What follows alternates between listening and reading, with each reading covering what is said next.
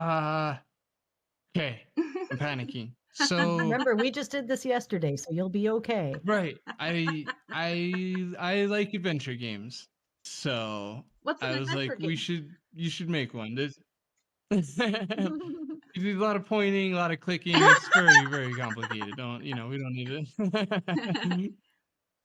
No, it's I decided to make a game, and it's this Phantom Fellows is my is the game I wanted to play. I'm like, let's make the game that you really just want to play. And like the process of making it was ticking off these wish list items of like, I want this in an adventure game. I love when adventure games do that. I love when they do this. Wouldn't it be cool if they did that? And that's what this game is. So like, instead of, I guess, an example of that, instead of being like, I want to tell a story about a ghost and a human, it was more like, I want two-player characters that you can switch between, and they have very different skills. And then from there, it was like, okay, one's a ghost and one's a breather, not one's alive and one's less alive. And that was kind of the mindset throughout the whole process of the game, was just trying to think of exactly what I want to play. And the characters definitely become very pronounced very quickly. And the best I can put it, I'm stealing this from Jack Allen of Adventure Game Hotspot, but he said that my characters weren't caricatures, that they had unique personalities. And I really liked that. That meant a lot, because it was like, cool, you're right, because I didn't want like a I didn't want tropey characters. I didn't want, like, especially with a duo, it's really common to do like the straight man and the dumb guy, especially with comedy. So I was like, neither of them are going to be stupid. Like, Oliver the Breather does stupid things sometimes, but like, I didn't want anything tropey. So hopefully the game feels like, I don't know, unique. I feel like Anna could probably do this better than I could. She's like, I Yeah, definitely could, yeah. Yeah. what? Well, I mean, we just go ahead. Go ahead. Oh, I was just saying, so yesterday we recorded an episode that I've been begging Paul to do for ages and ages and ages on the podcast, which is the making and development of the Phantom Fellows, but framed in a way that, hey, maybe you could learn a little bit about it too if you listen to us talk about. And it really was. A lot of it was, it broke down the process. It's like one day you're sitting there and you're making little icons. I like how you do that one, Paul. You're like, if you see yourself sitting there like playing around and Mm. creating little pictures, do that thing. That was a good one. Okay, that thing. It was like, if you catch yourself like using SCI Companion and like decompiling Sierra games and um uh downloading pixel art apps and like just teasing with it. Like, I would go to like low spec and like download some palettes and I'd be like, one day I'm gonna use that palette for something, even though I don't know how to pixel art yet. And every now and then I would like download AGS and just have it be like, yeah, I'm not kind of just courting it, I guess, stalking my prey in a sense. So if you catch yourself doing any of those sort of things, like you might find yourself making an adventure game kind of soon. Um, and as just a very, coming from a musician panel just now, as a very like chaotic, right-brained, high in openness, low in conscientiousness type of person that I am, if anybody listening is like me in that sense, like, you can do it, you can program. I know it's super scary looking, all the squiggly lines and brackets and whatever, but it's actually it's pretty doable. It's just like learning a really tiny language. what? If somebody was just like, learn 20 Spanish words, you'd What be like, has okay, what I made could do you that. decide a pixel art game? Is it because you love pixel art, or is that just an art style that is just near and dear to your heart? Yeah, no, I'm kind of a snob about it. I'm pretentious about pixel art, because I don't really play adventure games that aren't pixel art, because there's so many. Like, one of the greatest adventure games of all time, allegedly, is Grim Fandango, and I still haven't played it just because it doesn't call to me. I don't feel like exploring that world just because it's not pixels, even if that's not fair. But like, same with Broken Sword. Like, it's just, I don't know, if I see pixels, I want to play it. And nowadays there's so many that I don't have to compromise. Basically, I can kind of still just stick by that. So yeah, I love Pixar. I'm sure it's mostly nostalgia, but it's fun to like, Lunchbox, please. Not That's my cat, not my. This, it doesn't matter. But Um, But I'm sure it's nostalgia, but it is also like I don't know. There's something really cool about taking like four squares and making it a bottle of ketchup in a way that everyone's yeah. like, "That's definitely a bottle of ketchup," and you're like, "It's just 4 pixels," but like because you did it Well, right. So yeah, I absolutely love pixel art. They're and it's one of those art styles too that is like I like to do cross stitch, so it's very similar, right, uh, you know, in that sense, except for graphically.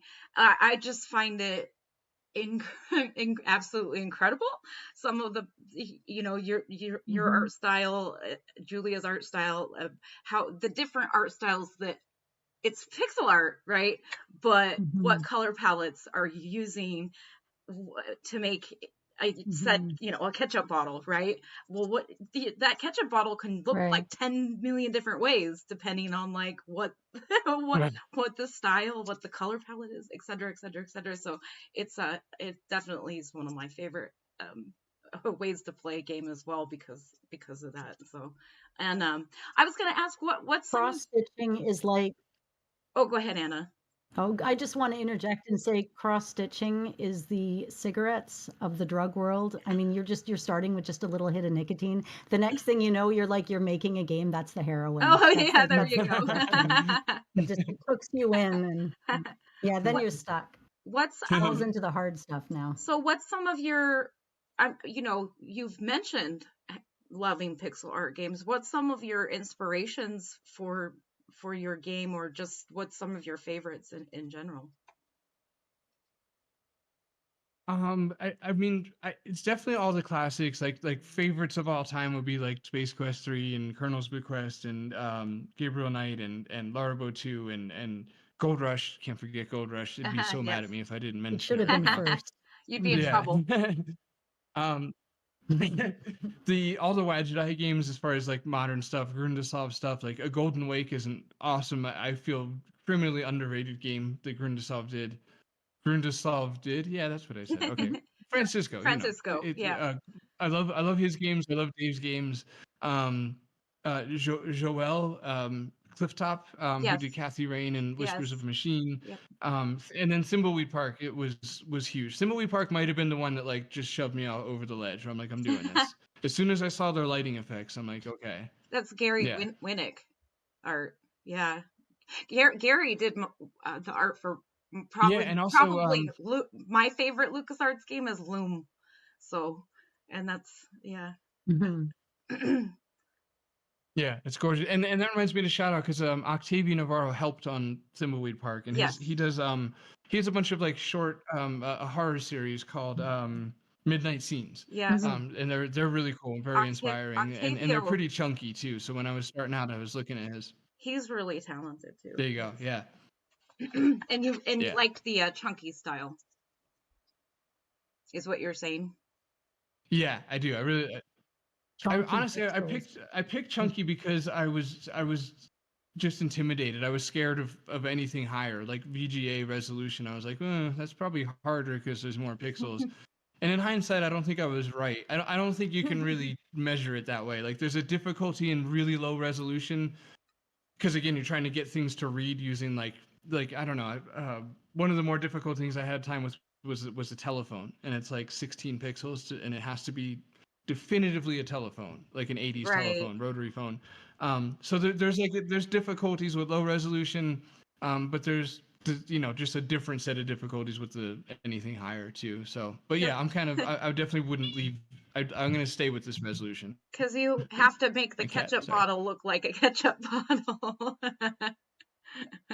Mhm. Mhm. Right. Yeah, it took 4 years to figure that out. I'm not going higher resolution now. Very cool. So kind of we know, if you guys look up or have been following the Phantom Fellows, you can kind of tell the style of the game. So for the music, for composing for it, what what kind of is the overlining arc that's the storytelling with the music? Like what's it Right. sounds? The sounds.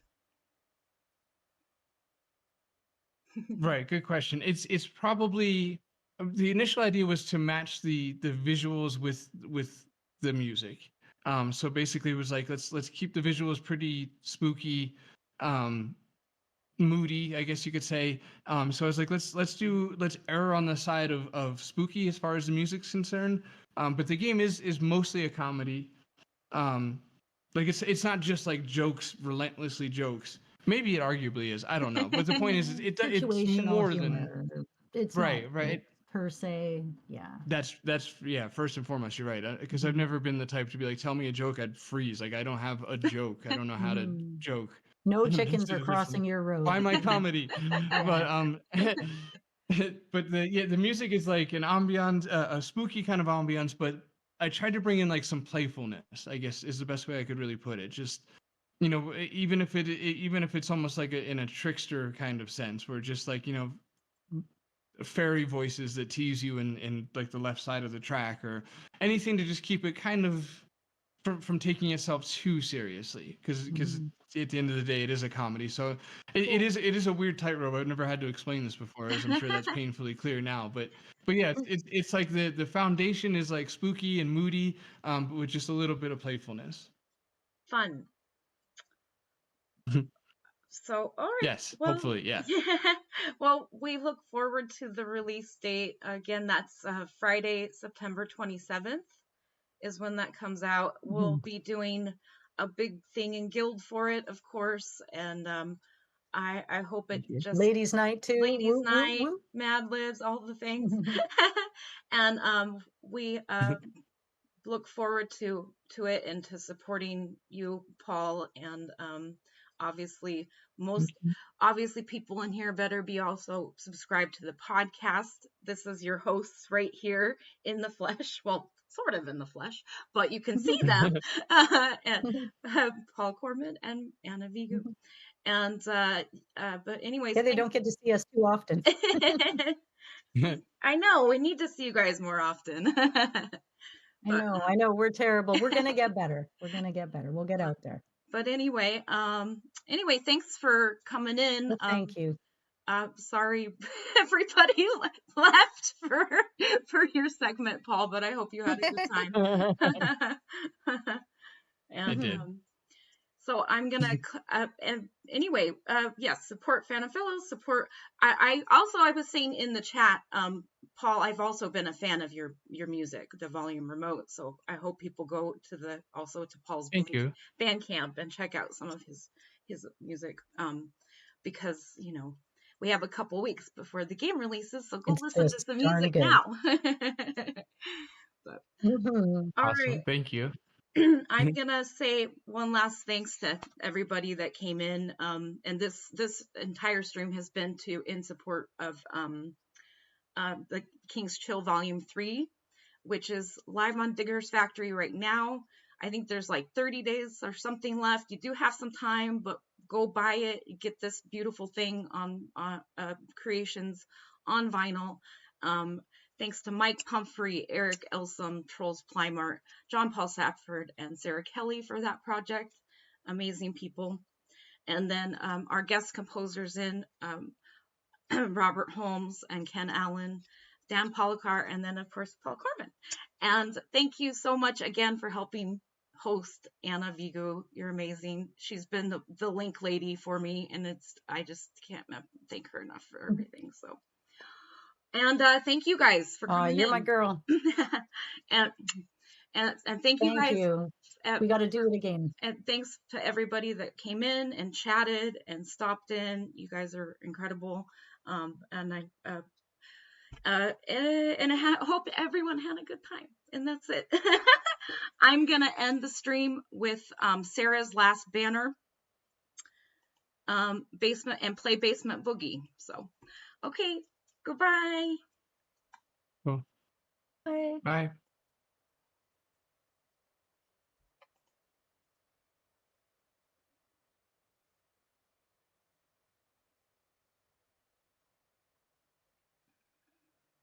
I lost my music. Oops.